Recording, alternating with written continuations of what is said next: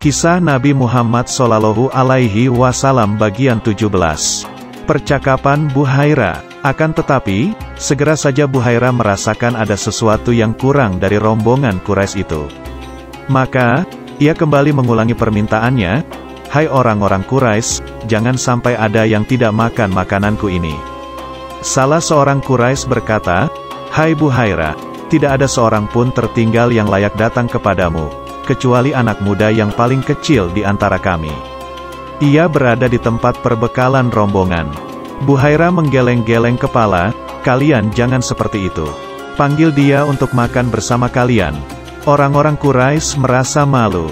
Salah seorang dari mereka bahkan berkata, "Demi Lata dan Uzza, adalah aib dari kami kalau putra Abdullah bin Abdul Muthalib tidak ikut makan bersama kami." Setelah Muhammad dipanggil, Buhairah memeluknya dan mendudukkannya bersama rombongan Quraisy yang lain. Sambil menyaksikan tamu-tamunya makan, sebenarnya mata Buhairah tertuju kepada Muhammad dengan seksama. Dari hasil pengamatannya itulah, Buhairah mengambil kesimpulan dalam hati, anak ini mempunyai sifat-sifat kenabian. Jamuan selesai. Sambil mengucapkan terima kasih, rombongan Quraisy pun membubarkan diri menuju tempat perkemahan mereka untuk beristirahat. Namun, Buhairah tidak membiarkan Muhammad pergi. Diajaknya anak itu untuk duduk dan bicara. "Hai anak muda," panggil Buhairah, dengan menyebut nama Lata dan Uzza, "aku akan mengajukan pertanyaan-pertanyaan kepadamu dan engkau harus menjawabnya." Wajah Muhammad tampak berubah dan ia menjawab, "Jangan bertanya tentang apapun kepadaku," sambil menyebut nama Lata dan Uzza. "Demi Allah, tidak ada yang sangat aku benci melainkan keduanya." Buhairah tersenyum dan mengulangi permintaannya, "Baiklah, kalau begitu aku akan bertanya kepadamu dengan menyebut nama Allah dan engkau harus menjawab pertanyaanku." Wajah Muhammad berubah cerah dan ia mengangguk. "Tanyakan kepadaku apa saja yang ingin engkau tanyakan." Saran Buhairah kepada Abu Talib. Buhairah menanyakan banyak sekali hal kepada Muhammad, tentang tidur Muhammad, tentang postur tubuh Muhammad, dan banyak lagi hal lainnya. Muhammad menjawab semua itu dan semua jawaban itu sesuai benar dengan perkiraan Buhairah.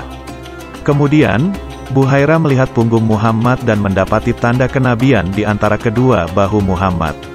Tanda kenabian itu seperti bekas orang berbekam. Setelah itu, Buhairah mendekati Abu Talib dan bertanya kepadanya, "Apakah anak muda ini anakmu?" "Iya, dia anakku," jawab Abu Talib. Buhairah menggeleng. "Tidak, dia bukan anakmu. Anak muda ini tidak pantas mempunyai ayah yang masih hidup." Abu Talib agak tercengang, lalu dia pun mengangguk. "Kau benar, dia bukan anakku, dia anak saudaraku."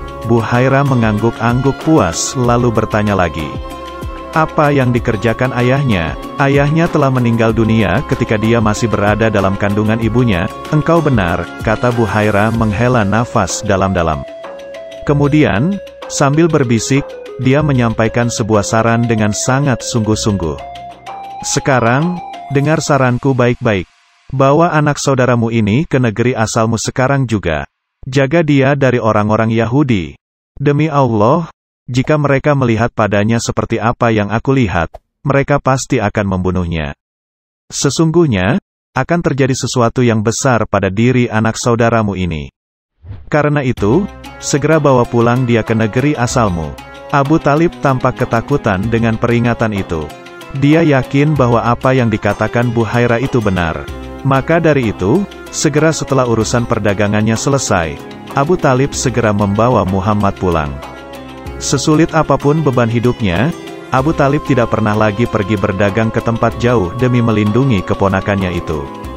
Basra, kota di mana Buhairah tinggal. Jalur yang dilewati kafilah Abu Talib adalah jalan kafilah barat yang menyusuri Laut Merah, Madian, Wadi Al-Qura, Hijr, dan kota Basra. Kota Basra atau Bostra telah lama didirikan Romawi sebagai ibu kota wilayah Hauran, untuk menahan serbuan Baduy pedalaman. Di kota ini, Romawi memusatkan pasukan dan mengumpulkan pajak dari para kafilah.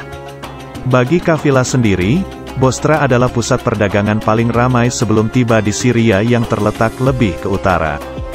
Demikian kisah Rasulullah Shallallahu Alaihi Wasallam bagian 17. Tonton terus video lanjutannya hingga selesai supaya kita mengenal baginda Nabi Muhammad lebih dekat lagi. Semoga ini menjadi salah satu upaya pemantasan diri untuk mendapatkan syafaatnya kelak di akhirat. Tentunya tidak hanya mengenal kepribadian Rasulullah, tapi juga melaksanakan perintah Allah dan Rasul-Nya serta menjauhkan diri dari perbuatan dosa.